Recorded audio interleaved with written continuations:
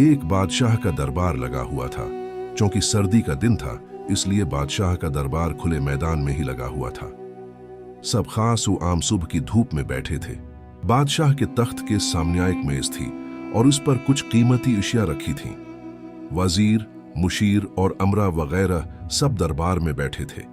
बादशाह के खानदान के दीगर अफराद भी मौजूद थे। इसी वक्त एक शख्स आया और दरबार में दाखिले की इजाजत चाही। इजाजत मिल गई तो उसने कहा, मेरे पास 2 अशिया हैं। मैं हर मुल्क के बादशाह के पास गया हूँ और अपनी अशिया को बादशाह के सामने रखता हूँ, पर कोई फर्क जान नहीं पाता।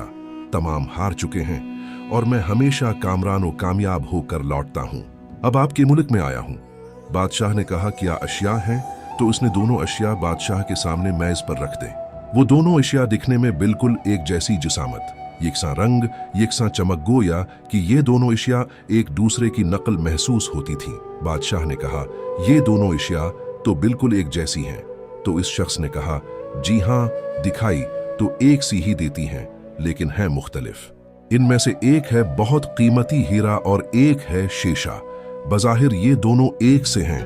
कोई आज तक ये नहीं पहचान सका कि कौन सा हीरा है और कौन सा शेषा। कोई जांच कर बताए कि इनमें से हीरा कौन सा है और कौन सा शेषा।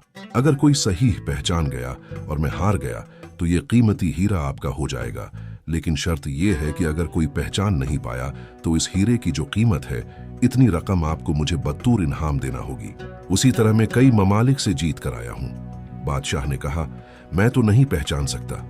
वजीर व मुशीर बोले, हम भी जांच नहीं सकते क्योंकि दोनों बिल्कुल एक जैसे हैं। सबको गुमान था कि अब तो शिकस्त ही मुकद्दर है, लेकिन शिकस्त पर इनाम का मसला भी नहीं था, क्योंकि बादशाह के पास बहुत दौलत थी। बादशाह की इज्जत का मसला था, क्योंकि तमाम आलम में ये मशहूर था कि बादशाह और उसकी रियाया बहुत ज़हीन है और इस तरह उनकी सुबकी होती। कोई शख्स भी पहचान नहीं पा रहा था। आखिरकार थोड़ी सी हलचल हुई। एक नाबीना शख्स हाथ में लाठी लेकर उठा। उसने कहा, मुझे बादशाह के पास ले चलो। मैंने तमाम बातें सुनी हैं और ये भी सुना है कि कोई पहचान नहीं पा रहा है। एक मौका मुझे भी दें। एक आदमी के सहारे वो बादशाह के पास पहुंचा। उसने बादशाह से दरख्वास्त की कि ऐसे तो मैं पैदाइशी नाबीना हूं, लेकिन फिर भी मुझे एक मौके दिया जाए जिसमें भी एक बार अपनी ज़िहानत को जांच सकूं, और हो सकता है कि कामयाब भी हो जाऊं, और अगर कामयाब न भी हुआ तो वैसे भी आप तो हारे हुए ही हैं। बादशाह को महसूस हुआ कि उसे मौके देने में क्या हरज है। बादशाह ने कहा कि ठीक है।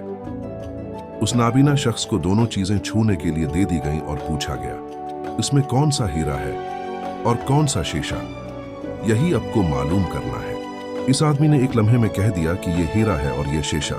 जो आदमी इतने जगहों से जीत कर आया था वो बहुत हैरान हो गया और कहा, ठीक है, आपने सही पहचाना, आपको मुबारक हो। अपने वादा के मुताबिक अब ये हीरा बादशाह का हुआ।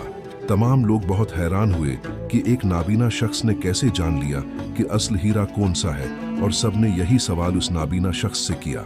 उस नाबीना शख्स ने कहा कि सीधी सी बात है, धूप में हम सब बैठे हैं, मैंने दोनों को छूकर महसूस किया। जो ठंडा रहा वो हीरा, जो गर्म हो गया वो शेषा।